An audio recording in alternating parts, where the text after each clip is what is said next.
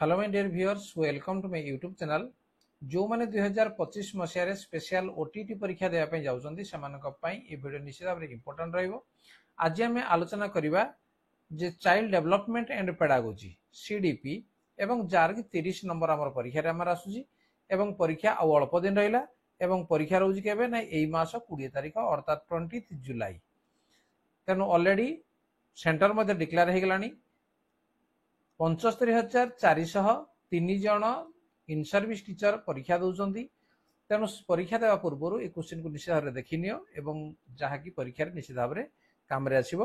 पूर्व जो चैनल को नुआ सब्सक्राइब करनी नोटिफिकेशन बेल को ऑन कर ठीक अच्छे। आरंभ करवा जे आमर जो सीडीपी 30 नंबर प्रश्न पड़ो से 10 नंबर हूँ पेडागोजी और आउ 20 नंबर हूँ चाइल्ड डेवलपमेंट।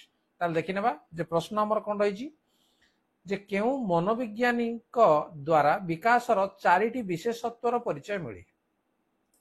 केउ मनोविज्ञानी द्वारा विकासर 4टी विशेषत्वर परिचय मिले पियाजे, स्थिनर, कोहलरबी, स्यूरमैन। तेणु या भितर आम देखा जे किए जे 4टी विशेषत्वर परिचय मिले यदि पियाजे। नेक्स्ट, शारीरिक गठन फल शिक्षार्थीर प्रगतिशील परिवर्तन को कौन कह जाए? शारीरिक गठन फल प्रश्न को आम भल भाव पढ़ा और तार उत्तर को भल भाव लक्ष्य करवा जे शारीरिक गठन फल शिक्षार्थीर प्रगतिशील परिवर्तन को कौन कह जाए? अभिवृद्धि, वृद्धि, विकास, परिवर्तन को कौन? तेणु शारीरिक गठन फल शिक्षार्थीर प्रगतिशील परिवर्तन को आम विकास बोली आम कहवा। नेक्स्ट,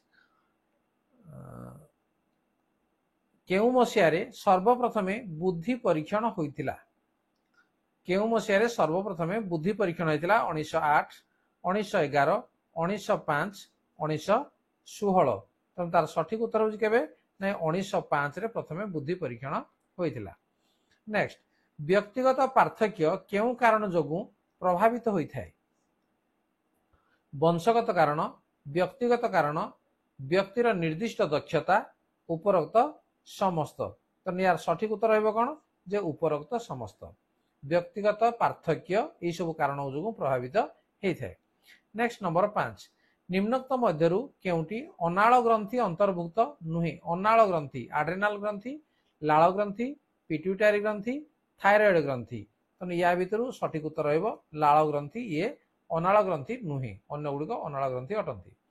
कैशोरावस्था मध्य बालक मानकर हाराहारी उच्चता केते वृद्धि पाए? केतेबेले ना कैशोरावस्था मध्य 24 सेंटीमीटर, 45 सेंटीमीटर, 36 सेंटीमीटर, 35 सेंटीमीटर। तेणु तार सठिक उत्तर हूँ केते ना 36 सेंटीमीटर वृद्धि पाए।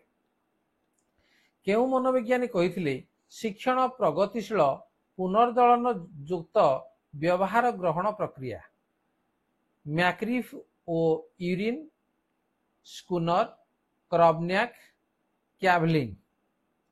तेणु या कही किए जे स्कूनर कही। ठीक अच्छे, मन रखा। निम्नलिखित मध्यरु केउ पृष्ठभूमि उपरे शिक्षण निर्भरशील?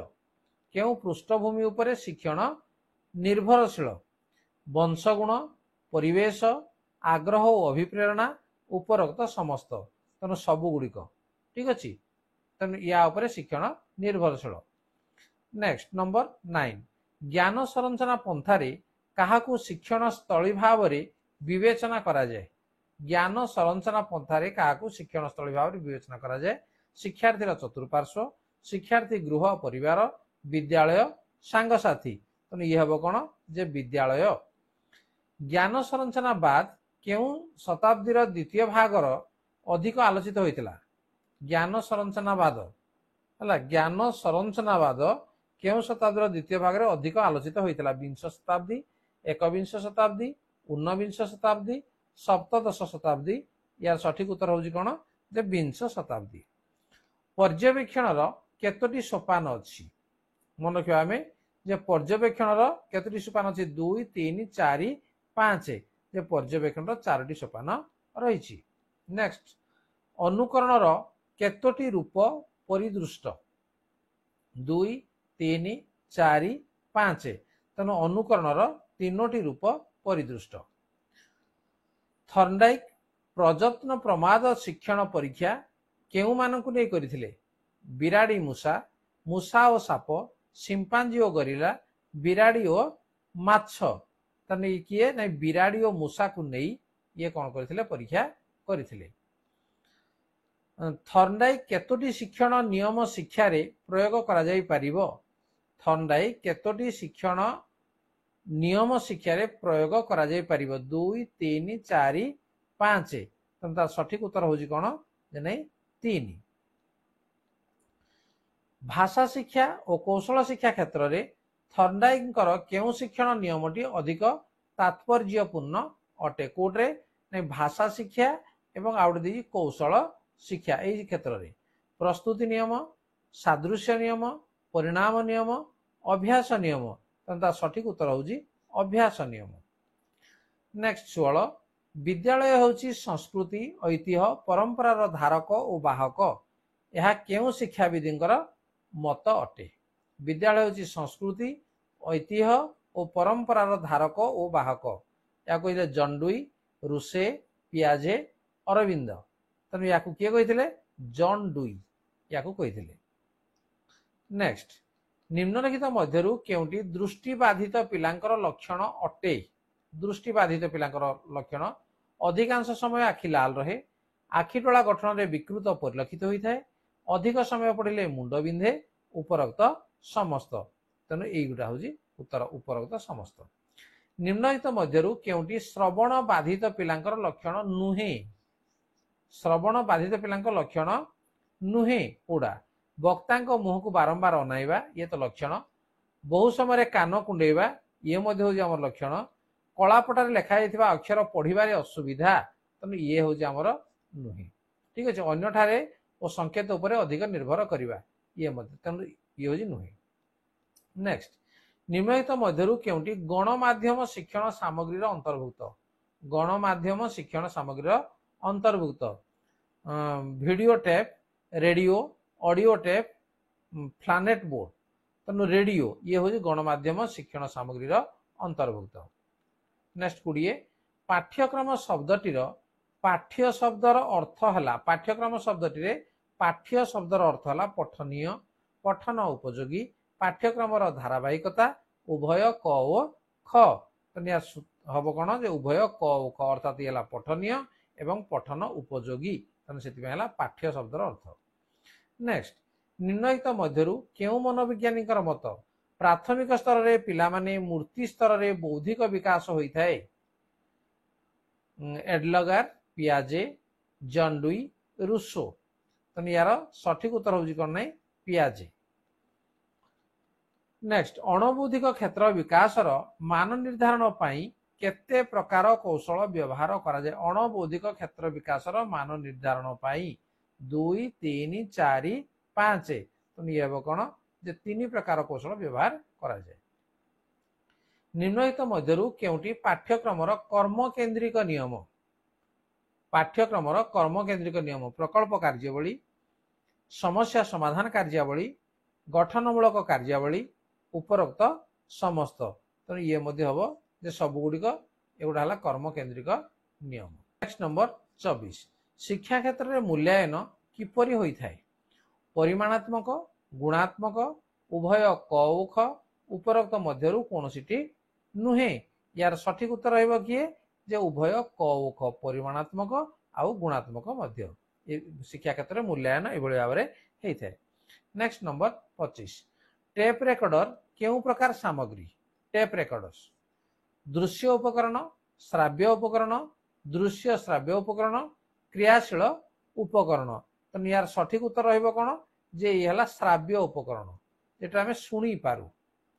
ठीक अछि टेप रेकर्डर श्राव्य उपकरण।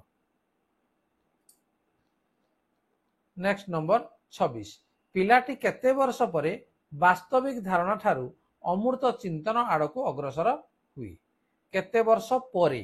3 7 11 15। तो यार सठिक उत्तर रहइबो किए ने 7। तेणु पिलाटी 7 वर्ष परे वास्तविक धारणा ठारू अमृत चिंतन आड़को अग्रसर हुए। नंबर 27 दुईटी संभाव्य उत्तर थिबा प्रश्न को कौन कहा जाए? दीटा संभाव्य उत्तर जो प्रश्न अच्छी मेलक समापन द्विविलंब बहु विलंब तेणु या कौन जे या द्विविलंब बोली कहुए केउ प्रकार प्रश्नर उत्तर निर्दिष्ट अटे रचनात्मक वस्तुनिष्ठ मुक्त स्वल्प उत्तर मूलक तेणु तार सठिक उत्तर कौन जे वस्तुनिष्ठ प्रश्न यार उत्तर हूँ निर्दिष्ट 29 एन अजुग्म हेले मध्यम स्थान हब एन जदि अजुग्म जदि है कौन से तथ्यावलीर एन जदि आमर अजुग्म जदि हुए ताहले तार मध्यम स्थान कौन हम जे मध्यम स्थान ना जे n+1/2 तार तो कौड़ा नहीं ऑप्शन बी रे अच्छी तेणु बी हूँ सठिक उत्तर next N is equal to 10 हेले मध्यमान स्थान केते तेणु एन इज इक्वल टू जदि 10 है ताले 10 जदि है ताले आमर कौन हम नहीं 1 ରୁ 10 जाके आम लिखा जदि आम 1 2 3 4 5 6 7 8 9 10 तेणु या भर देख एपटू जदि आम 4टी गला एपटू आम 4टी गला एवं बाकी रहा किए ना 5 और 6 तेणु 5 और 6 स्थान मझिरे तेणु ऑप्शन कोड आसो ना डी हूँ आम सठिक उत्तर ताले आम चाइल्ड डेवलपमेंट और पेडागोजी यार 30टी प्रश्न को आज आम आलोचना कले एवं निश्चित भाव बुझीपार ये प्रश्न आसले बुझी विचारी तार उत्तर को लिखिपर ताल ठीक अच्छे वीडियो यदि भल लगे लाइक कमेंट शेयर कर चैनल को नुआ से सब्सक्राइब कर ता नोटिफिकेशन बेल को ऑन कर एजुकेशन ट्रैप ये जो चैनल ये केवल एजुकेशन संबंधी वीडियो ही अपलोड कर ताल ठीक अच्छे आज आलोचना को रखा धन्यवाद बाय बाय।